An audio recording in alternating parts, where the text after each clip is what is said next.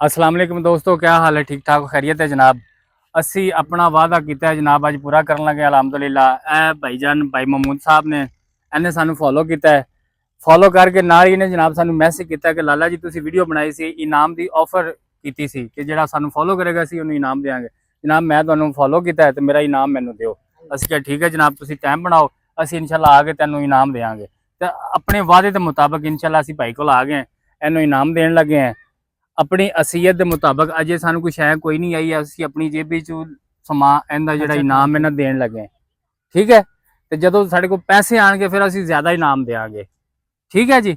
आ देखो जी, असीं अगे लैके आ कैमरा यार फोकस कर। दसां वाली पत्ती का वादा किया सी जनाब, ए दसां वाली पत्ती। ठीक है जी, ए दसां वाली पत्ती ना भाभी ने चाय बना के पिलाएगा। फड़ो भाईजान, ए जी सरफ के पैकेट का असीं वादा किया सी। ए जी सरफ का पैकेट है। ठीक है, इहदे नाल भाई साडा भाभी नूं कपड़े धो के देगा। ए जी साबण की टिक्की का असीं वादा किया सी, वो असीं वादा अपना पूरा किया है जी। हुण भाई भांडे धोवे जो करे इहदी मर्जी है, यह तुहाडी चीज़ है। ठीक है जी। आ नाल जी असीं चीनी का वादा किया सी, चीनी देंगे। आ नाल चीनी है जनाब, मिठा पानी बनाए चाय बनाए जो बनाए, ये भाई की चीज़ है, भाई की मर्जी है। भाईजान तुहानूं समान मिल गया? हाँ जी मिल गया। असीं अपना कीता वादा पूरा किया है। बिल्कुल वादा पूरा किया। 10 लोगों ने 10 जी असीं लाले ने वादा